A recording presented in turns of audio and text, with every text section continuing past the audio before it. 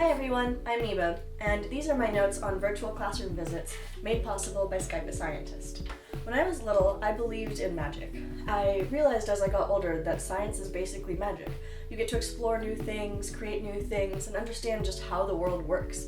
But it's easy to lose this childhood love of discovery and exploration because of just academia and school and the institutions that be. I know that for myself and a lot of other students, test taking was really stressful and memorization is really hard. And it's hard to understand how what it is that you're studying in the classroom actually relates to real life topics. I was really lucky because in college, a scientist kind of took me under her wing and I joined her laboratory and I was able to see what science was being done, how it was being done, and actually see scientists doing their job. But not everyone has that chance. So in hopes of giving more students the opportunity to meet a real scientist, I started signing up for Skype A Scientist 2 years ago. Skype A Scientist matches scientists with classrooms around the world, giving students the chance to get to know a real scientist. Teachers, you get to choose the type of scientist that best fits your classroom. Since matches are done every 2 weeks on a rolling basis, it can be set up really quickly and you can do multiple matches per semester. Scientists, you can Skype your classroom from here, or here, or here. Skype A Scientist was started by Dr. Sarah McElunty, who was then a graduate student. She knew how much scientists can impact students and then went ahead and created a platform to help these two groups come together.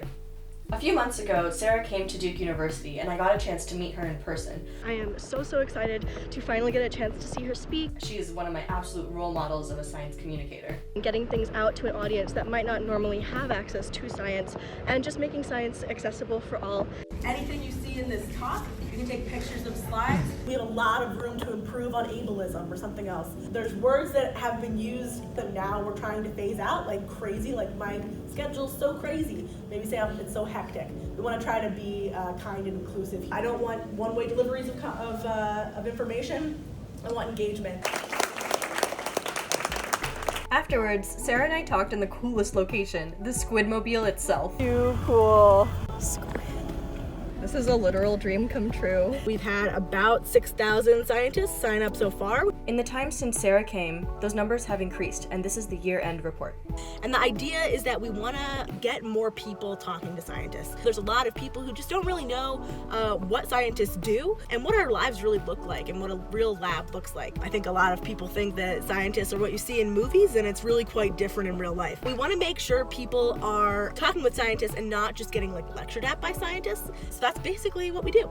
There's thousands of scientists, including me, ready to chat with students and people all around the world. We've been in 43 countries, and it's great because we can reach people in rural areas where there aren't scientists living in their area, but you can give them a virtual field trip through your lab. Once I get my matches, I email all my teachers to tell them a little more about myself and my science. The scientists will introduce themselves briefly, say what they do, why they love it, and then open it up to questions.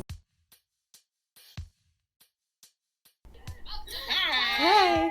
Well, welcome to our classroom.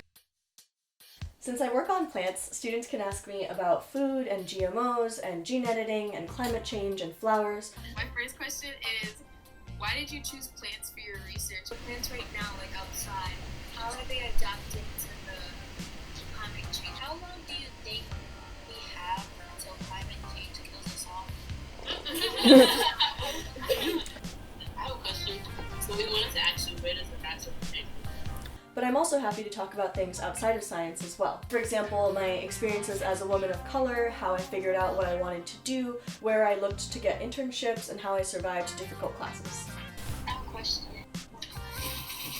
So what would you say is the biggest challenge that you faced when in school? Yes, we're so similar. I have a question. I also have another question. Sometimes students also get to meet my cats. This here is Osmosis. This is CRISPR. Say hi, guys. I want to show people that science is just really cool and magical, because rocks from outer space are interesting, and shrimp that can punch through water faster than a speeding bullet are just cool. You don't have to be a scientist to appreciate science. Work in a lab, correct? Yeah. So what is your everyday life look like?